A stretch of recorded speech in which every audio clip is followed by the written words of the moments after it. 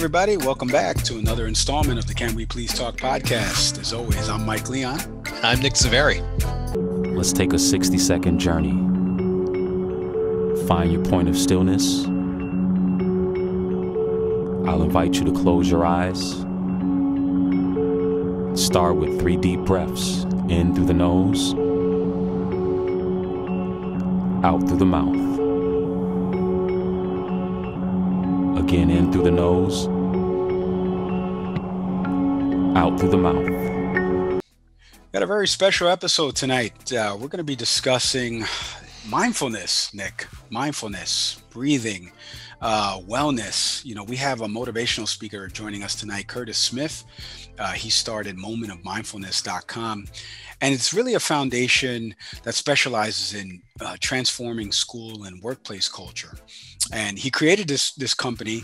It's mindfulness, lifestyle, methodology, and the company's really committed to empowering corporate and educational communities to activate their best intentions, you know, through culturally responsive and using evidence-based mindfulness tools. So I'm really excited to talk to Curtis tonight because there's so much that he's doing with the New York City Department of Education. He's worked with Barack Obama's foundation as well, My Brother's Keeper. So there's so much into this space, and we're really excited to have him on. And Nick, for mindfulness, I know you being in education as an educator for so many years, what do you think about some of the things that Curtis's foundation works on? Yeah, he's on the right path. What I've seen in the education sector is, we've been focusing a lot on mindfulness. We're now seeing, this goes kind of all over the place, but you've seen, through Dr. Carol Dweck's work on mindset, that concept of fixed mindset versus open mindset. All these things tend to tie together, and what we're getting into in large part is a conversation about emotional intelligence, the ability to really understand who you are and just the energies that you bring. It's like this ability to look inward. Mindfulness is a practice actually of how do you deal with that? Everything from breathing exercises to being able to focus on that one thing right in front of you and sort of zone everything out. Right. It's a practice that we see a lot of times with athletes, and we're starting to bring that into different spaces. Yeah, I think it's really cool what they're doing, especially with kids, now during the pandemic, and kids are so, emotionally, physically disconnected from classmates, and they could be going through things. And in Curtis's website, just in surfing there and some of the things that they've done in the New York City Department of Education of just teaching kids like, breathing exercises, meditation practices. I think it's really fascinating. We're going to get into how he got started, his upbringing and background, the different foundations, like I mentioned, that he worked with for Barack Obama's My Brother's Keeper Foundation. So there's just so much with Curtis, and we can't wait to talk to him. All right, joining us now, he's a motivational speaker and mindful education consultant. One of my oldest friends who I used to play basketball with and whoop up on, and that is Curtis Smith. Curtis, Mike Leon, Nick Saveri, thanks for jumping on with us tonight. Yes, sir. Yes, sir. What's good, bro? What's going on, man? Listen, we reached out to you to bring you on the show. You run this company, Moment of Mindfulness, and working a lot with, mental wellness, and not only for kids, adults in the workplace as well. Just tell us a little bit about yourself, your upbringing, and how you got into actually, this area of working with people and being able to, work on their mental health. Yeah, man, I'm going to try to shorten it up because that's really my life story, man. It's been a journey to bring me where I'm at now. I started off back in 2009 in teaching, special needs teacher in middle school. I did that for 4 years while getting my master's at Brooklyn College. And that was really an opportunity for me to learn how to teach while actually teaching in a real classroom. And that allowed me to connect to an opportunity to open up a school that I co-founded, Vista Academy, back in 2013. And man, it was just all aligned. I was really on the brinks of getting out of education because I was in a space where I wasn't feeling like, I was making an impact. The school that I was at, the special needs program, was fairly new. I was new to the program. And so it just wasn't going well in terms of, the teaching and learning aspect. And I found myself really just kicking it with the kids and speaking about life and, that's where I kind of found my passion is going beyond the lesson and really just chopping it up on what it took to just make it out in the world, because these kids were dealing with some serious issues, like we all are. And so that led me to the opportunity at Vista Academy, and the mission there was to focus on character education along with academics. And I had the beautiful opportunity of bringing that character education mission alive. I went to high school with the founding principal, and she just knew how I got down in terms of having fun and making things engaging and really connecting with people. And like I said, she gave me the platform to take that character education initiative and really bring it to life. And so we started with 100 kids, and 7 years later, well over 500. And within that time, I was able to grow with, how do we build character? And one of the biggest tools and greatest tools that I utilized was mindfulness.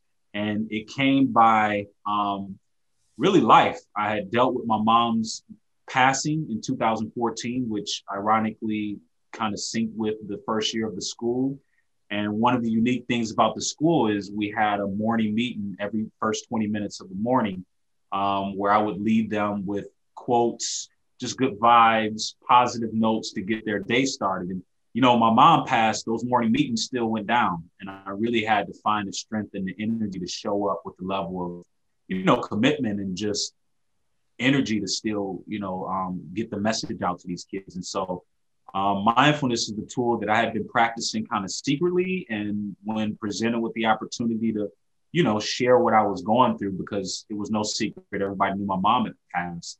I utilized that as an opportunity, one, to pay tribute to my mom. And that's where the company came into play. Moment of Mindfulness spells out mom. And that was my way of paying tribute to my mom every single morning. And it became a thing. And the kids, the community, we all began to really just grasp the power of mindfulness and what it did with our mental, emotional, and just the culture of the school. And man, after seeing the results of just taking time to our breath, that gave me the confidence to continue to deepen my practice and to continue to make it a priority in the school. And I mean, long story short, the rest is history. Lives were transformed, minds included, and I was able to grow with the practice with the community and really just see the power of what we have as people to heal ourselves. And I resigned in 2020, January, and I'm expanding my company and really just allowing that message and the energy to be shared with not only kids, but I support companies and other organizations across the world to really activate and tap into the tools of mindfulness. So that's how I'm here, brother. Long story, real short, No, it's a great story, man. Curtis, first and foremost, thank you for sharing the story of your mother. And it's in her memory that we dive into mindfulness today. What's the value of mindfulness in the classroom? What have you seen it bring to children and to teachers?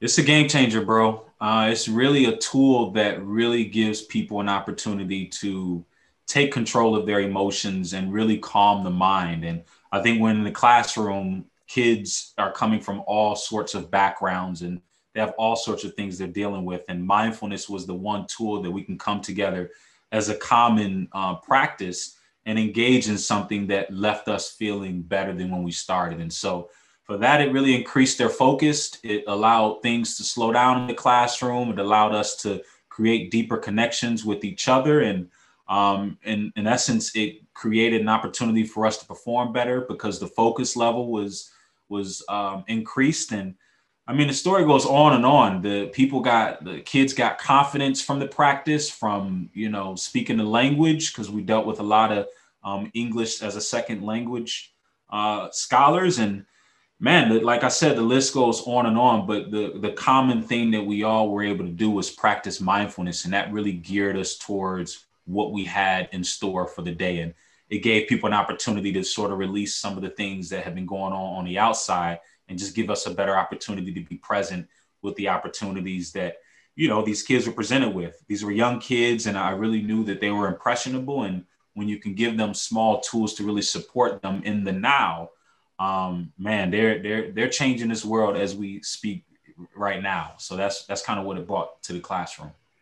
Curtis, we're going to get to the adult side of this in a second, but I want to stay on the kids for a second because obviously the pandemic has kind of, turned everything upside down, not only for kids from a virtual learning perspective, but teachers and educators. So how do you deal with kids now virtually in that shift and that mindset of, they're emotionally and physically removed from interacting with students? How are you working with kids now during the pandemic in that virtual sense?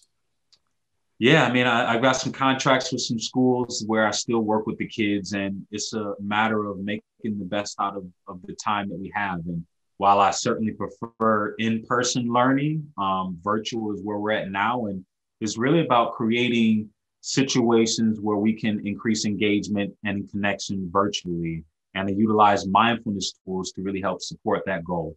So really things with bringing them back into the space when we're on these virtual calls, engaging in mindfulness practices and coming up with creative ways to, keep them engaged with what's happening even in the virtual sense. And also a delicate balance between, leading the mindfulness and getting them to detach from their technology and computers, even in session, and just engage in, the senses and the breath, and really just giving them the tools to help support them in that journey.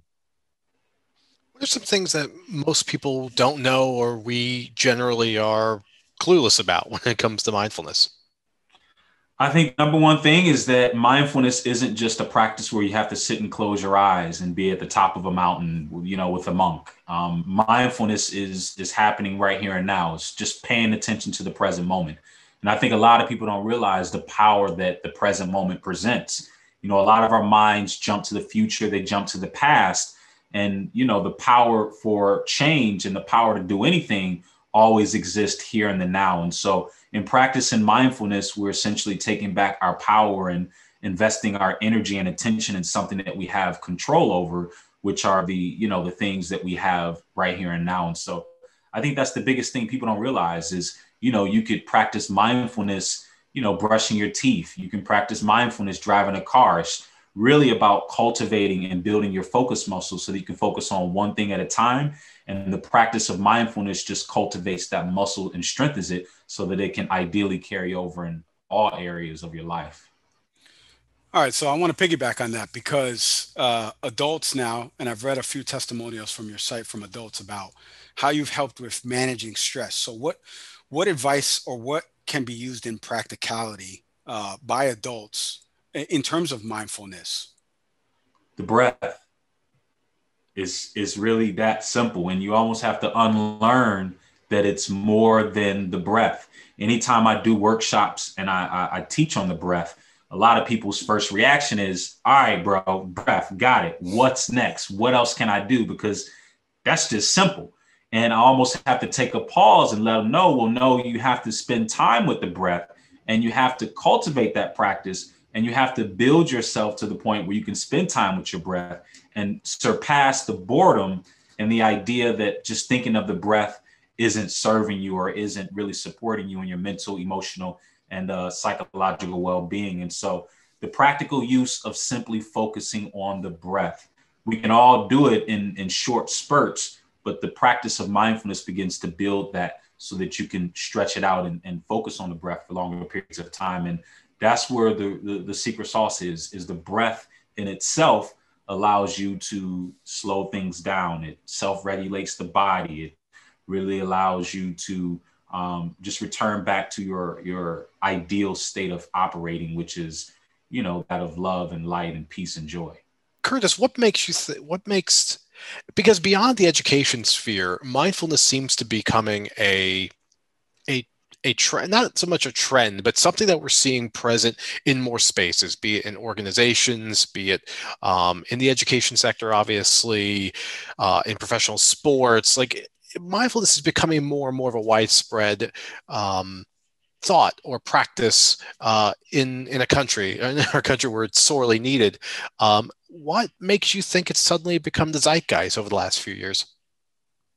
Yeah, I think the science and the evidence behind the practice is getting to the point where it's just overwhelmingly pointing to, it works. And, when you do so much research behind the benefits and, what it does for us in so many areas, I think the idea of information being more accessible people are seeing that this is a viable tool. And not only is it a viable tool that really helps, but it's a tool that's really accessible. I mean, you don't have to teach anyone how to breathe. It's just a matter of teaching them how to redirect their attention. You don't have to teach anyone, to feel their bodies, but you were just able to turn your attention inward and do a body scan. And so I think just the research and the accessibility to the practice, along with the evidence on how it's supported people for years and thousands of years, the practice has been there. But I think the science and people are at a point where they're really looking for something that can help support them. Mental health is at an all-time, it's at a place where people are just, I think we've always been struggling, but with the platforms that we have, more people are able to share their struggles. And people are looking for solutions. And when you look for solutions, I think mindfulness overwhelmingly is one that we can all practice in the comfort of our own sort of temples. And it's something that's easily transferable from, kids to adults. I mean, I taught sixth graders. And one of the beautiful things that I taught was to teach them how to not only lead themselves, but lead others. And so I think that's just the beauty of it. It's a practice that's so accessible that a sixth grader and below can access it.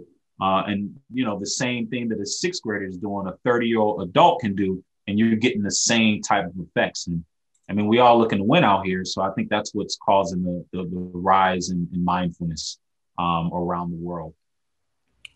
All right, Curtis, we've had on the show people from all walks of life, a former FBI operative. We've had Dr. Michael Eric Dyson. We've had people that are in these stress-related jobs, and I want to get back more into the practicality. So give us some tips that our audience could use tomorrow. Let's say somebody's stressed about, maybe being passed over for a promotion, or I know people from previous jobs that had trouble with the virtual meetings. They need the whiteboard and they need to be in front of people. What are some tips that people can actually use, or what's a way that you would recommend for them to first start out in terms of mindfulness and using it? Yeah, I mean, I would definitely say begin to figure out what works for you with the mindfulness journey. Every journey starts with the breath. And so you definitely want to begin to cultivate a practice where you can simply sit and be with your breath. Now, some people can do that and have the time to sit for 20 minutes. Some don't. I would say start where you can. If you have a minute to connect with your breath, the idea is you start with that minute. And you ideally want to have a place where you go that's consistent in your home, that you feel is, can be a place where you can get your relaxation on. And more ideally, you want to have a consistent time where you're engaging in the practice. So when you set yourself up and engage in those small things and take it step by step, I think that's one of the first things that people can do is actively just set a practice of being still and connecting with your breath. And beyond that, I would say, figure out how else you want to incorporate mindfulness. You can be out in nature and choose to, connect with nature and be mindful of the sounds that are around.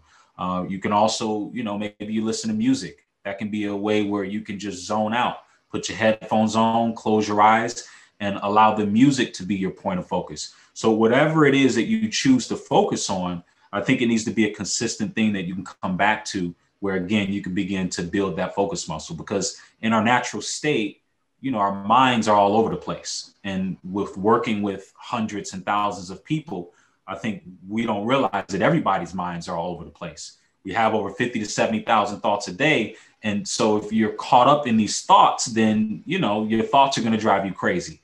And if you're caught up in the things of this world and you don't allow yourself to detach from those things and those thoughts and that role, or even what you think you have to do, even if it's for a minute or two, then you almost get caught up in that. And that, I think, is what causes people to wear down and to burn out, is because they're not detaching. They're constantly dialed in. They're constantly just in this realm of who they think they should be according to what the world says, and I think it's just powerful when you're able to take that step back, take a pause and reassess. And that sort of brings you back to center, and oftentimes just realigns you with why we're here. And I think that can be missed. I think even with my daughter, I've got a newborn. She just reminds me just to be present. She's not looking for anything outside of just my eyes on her eyes and that engagement. And I think a lot of times that gets lost. So start where you are, start with the people in your life, just be mindful and just pay attention. Mindfulness is a fancy word for paying attention. And in this day and age, our attention is scattered. You got all sorts of things vying for our attention. And a lot of people aren't taking that valuable resource and spending it with themselves to cultivate a practice that can help them. So start where you can is what I'd say. You start with this podcast. Listen to it. Get yourself in a lotus position and let us take you somewhere good. Right. Curtis, you recently held a mindfulness event focusing on men. Just tell us a little bit about that. Why men? What was the event about? What were your outcomes? Yeah, I mean, it was a dope event. I partnered with a couple different companies, but this event that I did, I believe it was last week, was with Heal House.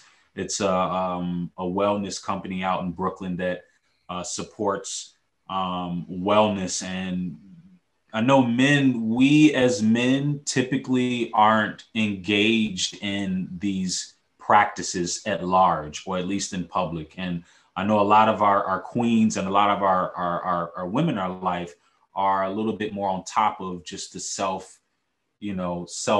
tools. And, it's just more popular for them to be doing things to take care of themselves. And, I know when it comes to men, we have a lot on our shoulders and we carry a lot inside. And I think it's very important just to provide, those tools and that platform so that guys can, one, know that we have valuable tools, and two, create a community where we can learn these tools and engage in the tools together and, normalize these things. It shouldn't be out of the norm for, guys to get together and meditate. But I think there's this stigma along when you say, hey, guys, let's talk about some stuff, or let's, talk about our feelings. And I think it's just important to begin to open up those conversations and have events where we can create opportunities to heal ourselves and make it cool and, hip to do.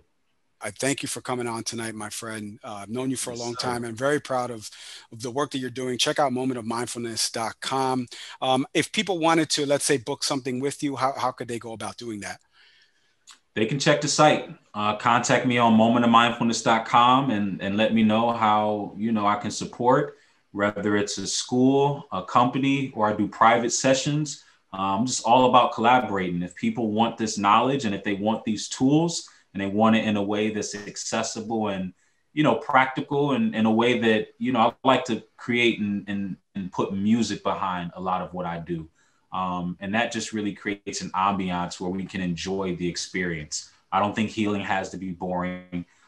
We like to be entertained. So I like to make it an experience where, our imaginations and us as beings can truly enjoy the practice. So check out the website, contact me, Mr. Curtis Smith on Instagram, shoot me a message, and I'm all about collaborating with like minds. Yeah.